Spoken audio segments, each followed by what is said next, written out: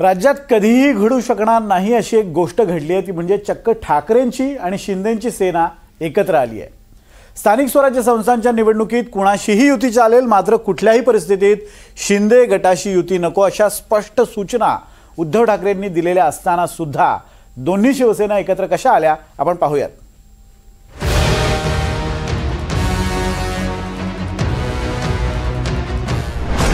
महाराष्ट्राच्या राजकारणातली सगळ्यात मोठी बातमी।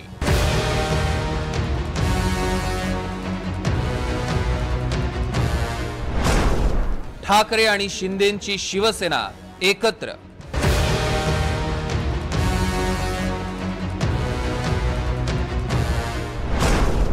चाकण नगराध्यक्ष पदाच्या निवडीसाठी दोन्ही शिवसेना एक साथ।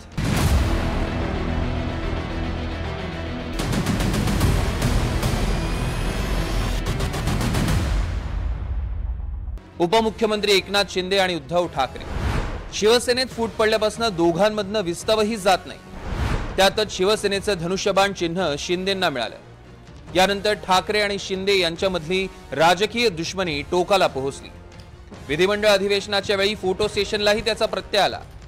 एकनाथ शिंदेंच्या बाजूला बसणं उद्धव ठाकरेंनी कटाक्षानं टाळलं आणि शिंदे ठाकरे संघर्ष आणखी अधोरेखित झाला। अशा परिस्थितीत शिंदेंची शिवसेना आणि ठाकरेंची शिवसेना एकत्र येतील यावर कोणाचा विश्वास बसणंही शक्य नाही। पण असं खरोखरच घडलंय। हे घडलंय पुणे जिल्ह्यातील चाकण नगर परिषद निवडणुकीत। राज्यातील नगरपालिका आणि नगरपंचायतीच्या निवडणुकीचा अर्ज भरण्याच्या शेवटच्या दिवशी पुण्याच्या राजकारणात मोठा ट्विस्ट आला।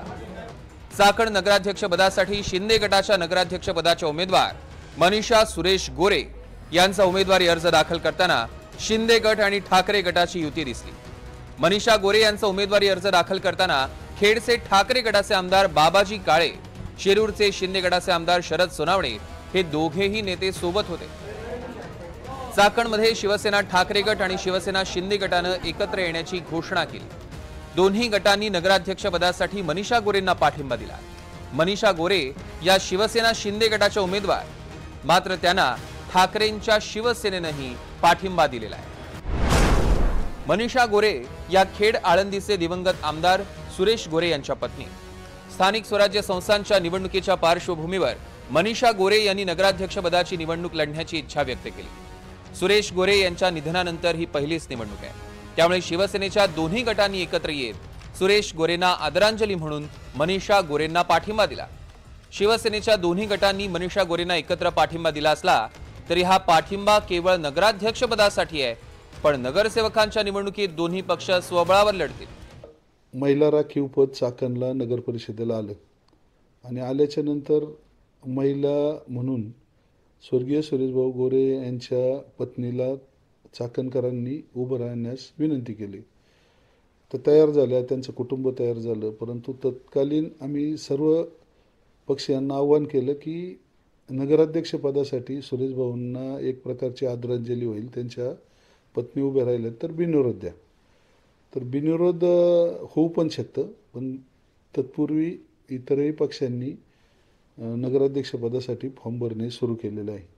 आणि बिनविरोधच्या अनुषंगाने विद्यमान आमदार आदरणीय बाबाजीराव काळे हे जरी सन्माननीय मशालीचे किंवा त्या ठिकाणी सर्वपक्षीय जनतेचे आमदार जरी झाले असतील, एक सहानुभूतीचा कळवळा भरून राजकारणाचे सर्व जोडे बांधले ठेवून त्यांनी त्या मतदारसंघामध्ये दिवंगत असलेल्या सुरेशभाऊ गोरे यांच्या धर्मपत्नीला त्या ठिकाणी पाठिंबा व्यक्त केलेला आहे। मी मनापासून बाबाजीराव काळे आणि त्यांच्या टीमचं राजकारणाच्या पलीकडे काही नाते असतात ते जपायचे असतात, ते जपायचं काम सन्मान्य त्या मतदारसंघांनी केलंय। शिंदे आणि ठाकरेंचं वैर कितीही असलं तरी महाराष्ट्राची राजकीय संस्कृती आजही टिकून आहे, हेच या निमित्तानं पुन्हा दिसून आलं। एकूणच महाराष्ट्र सगळ्या राज्यांपेक्षा वेगळा आहे। अविनाश पवार, NDTV मराठी, चाकण।